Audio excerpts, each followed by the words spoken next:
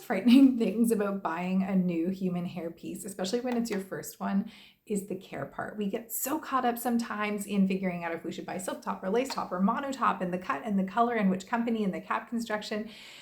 And so we finally invest, and then when the piece comes to us, we're scared to wreck it. We're scared to ruin our investment. We want it to look good all the time, and we want it to look the way it looks when it arrives to us. So that is a question I do get, is what products do I use to care for my new piece? Now, some companies will sell products that go specifically along with their products, and some don't. So right now I'm wearing a Lexie 4 Root from Highline Wigs, and I'm going to show you the products that I would use to care for this piece. Now, the list is a little bit long, and I don't use these things necessarily on schedule or routine. It's kind of just what I feel like using that day.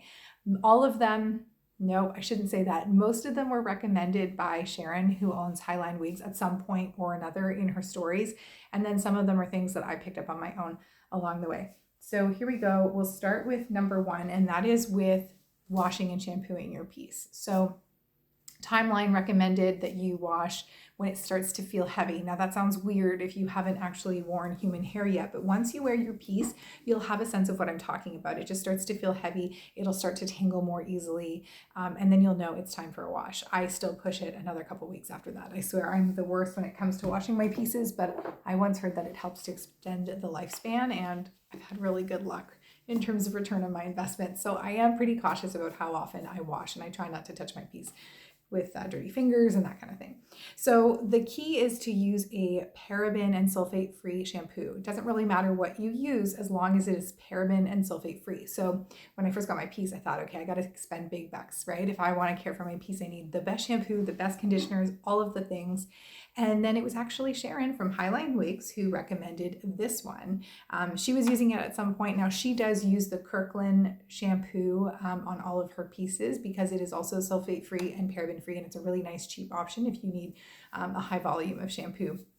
But I tried this one to start, and I love the smell of it so much that I reserve it for my hair pieces only, and I just love it. It's drugstore available though, so it's pretty cheap. It runs under $10 and $10 Canadian, and it is free of sulfates and parabens, and it smells amazing. And I like that Sharon recommended it because I know then that it's going to be safe on her pieces and therefore all of my pieces.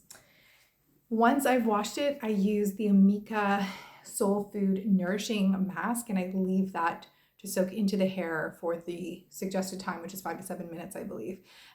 It has a wonderful smell as well, and it just feels really good on the hair. I also use it on my bio hair and my daughters occasionally, just when either she or I need a deep conditioning. So that's the Amika one. It's available at Sephora, but it is pricey. I'm not gonna lie. You don't need to do this. You can actually use any old conditioner on your human hair pieces. Truly, anything works. I just really like the smell of this one, and I do think it's pretty decent.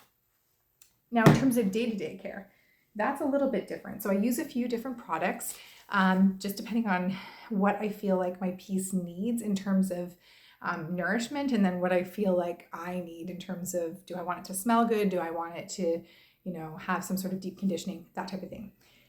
This one I recommend with a little bit of hesitance, like a little bit of reluctance. It is the Pantene Hair Conditioning Mist Repair Detangler. It smells amazing, which is why I love it. So when my piece starts to get to be needing a wash, it was actually Sharon from Highline Wigs. I feel like I should just direct you to her page now. But she was the one who recommended this at one point in her stories. She put it on the nape of her wig, and she said, when your wig is getting to those like final days of needing a wash and you want to extend it just by another day or two, she applied this to the nape, and it smells amazing. Here's why I recommend it with like some reluctance. I used it a lot. You know how I told you that I try not to wash my wigs too much? Well, I sprayed it on the underside of my topper a lot. And over time, after spraying it in and brushing, I realized that some of the color in that area was oxidizing more quickly than in the rest of my piece. So just be aware of that. I wouldn't be spraying it like on this side because I do think that it strips the color a little bit. It probably has alcohol in it. Yeah, it's like the second ingredient.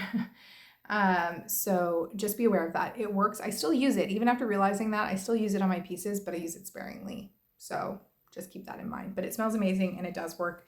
I use it on my daughter's hair as well as a detangler. Her hair gets so tangled and it works amazingly well. Also very inexpensive. Okay, one of the other ones that I occasionally use, not so often, but I do use it, is the Silk Therapy. Someone recommended this at some point in the early part of my journey, and this bottle like has lasted me forever. You can see there's barely anything out of it because it just takes a tiny drop. I spread it into the palms of my hands and I run it through the ends of my piece. I believe it has silicone in it, and that's what gives it kind of that like feeling of softness on your hair. But again, I feel like there would be long-term using this all the time would probably create quite a bit of buildup, and then you would probably have to wash sooner. I'm not a hair expert, I'm not a hairdresser, so don't quote me on that, but I feel like that's how it feels on my hair. That said, it smells good and it really does leave a nice finish, and this bottle was, you know, $25 from HomeSense or something like that way back, and it's lasted me forever. So maybe something to consider. I also love the smell of it. Okay, I only have a couple items left. Here's one that I use often. It is the Renewing Argan Oil of Morocco. I picked it up at the drugstore. I've gone through 2 or 3 bottles of this, not just on my human hair pieces, but also in my daughter's hair. I don't love the smell of it. It's very perfumey and very, very strong. It does make your piece smell like this. So if you're between washes and you feel like concerned that your piece isn't smelling its best, if you don't mind the perfumey smell, then you might actually like this product a lot because it will help to make your topper smell good. It's just a strong perfume for me, and I tend to like more floral kind of notes. That's not right. I don't like floral notes much. I like citrusy notes, and this one is a little bit floral to me. So yeah, there's that. But I picked it up at the drugstore and I do find it works really well, and it has had only good outcomes when I've used it on all my different pieces. So I do recommend this one. Inexpensive and just a little and rub it in and let it go either at the beginning of the day or the end of the day or whatever, and it does work well. Okay, I have 2 left. Another oil that I use, and I only started using this one recently because I only started using their products recently, is The Ordinary. It is their cold pressed Marula oil. I use this on a variety of things, including around my eyes, on my eyelashes sometimes, but also on my human hair pieces. So a little bit of this, a drop or 2, goes a long way. It is basically scentless, if I'm not mistaken. I use it all the time. I don't even know. That's why, because it's scentless. I didn't remember smelling anything. So if you want a scent-free option, this is really good. Fairly inexpensive, and Marula oil is known to have all kinds of benefits. The reason that I picked it up was because I had read online that Marula oil was an oil used by women for their skin and hair for years and years and years, and I thought I'm going to give it a go. So I do like it, and the bottle is more than halfway gone in the last less than a year, so that's pretty good. I do like it. Okay, this is the final product that I have. I'm on the fence about this one. It is the Amika Brooklyn Bombshell Blowout Spray. It's expensive because it's Amika. You can buy it at Sephora. It has the signature Amika scent. It smells good. I'm just not convinced that it really is worth the hype. Here's why. It, like so many different products that go on your hair, has alcohol in it. And I just don't know how that could possibly be good for your hair. So I'm not convinced that this is the best thing ever, and it's an expensive one. I like it, and I've been using it. I've been using it actually most often on my bio hair before blowing it out because I really like the smell and it does retain the scent. So I have yet to use it actually. I don't believe I've used it yet on a human hair piece. I purchased it fairly recently and I haven't washed any wigs or toppers since then. I'm just not positive. I don't think I have. So I've only ever used it on my bio hair, and I do like it and I do like the smell, but I'm just not convinced that, one, you need a blowout spray. Everyone says you do, but I'm not convinced that you do. Again, not to quote Sharon like a million times over, but she did once say that good quality hair doesn't actually need it. Like, you just want to minimize the amount of heat exposure that you're giving to your pieces. So I'm just not sure if it's really necessary, and if it is necessary, if this is the one that you need to have. But if you love the smell of Amika, then I recommend it because it smells amazing. And I think a bottle will last quite a long time. And like I said, I've been using it on my bio hair, and I do like the feeling of my bio hair when I use it, though I use very, very little. So there you go. Those are all of the products that I currently use on my pieces. They'll probably change over time, and, you know, I'll figure out new things that I like and new ways of doing things, but you don't need all of these products if you're just looking for the few that you need. It's the paraben-free and sulfate-free shampoo, any old conditioner, and if you really want to blowout spray, fine, but I really don't think it's necessary. For me, it's the shampoo, the conditioner, and some sort of oil. Because we are not, these pieces, they're not growing out of our heads, the natural oils from our scalp aren't getting brushed through the hair, and so they do become dry very quickly. I live in a dry house. You can see there's a fireplace behind me. We have fireplaces on all levels. I live in Canada, it gets cold, and it saves us on electricity. So my house is extremely dry. We have very dry winters in Canada, in the part of Canada that I live where we get so much snow.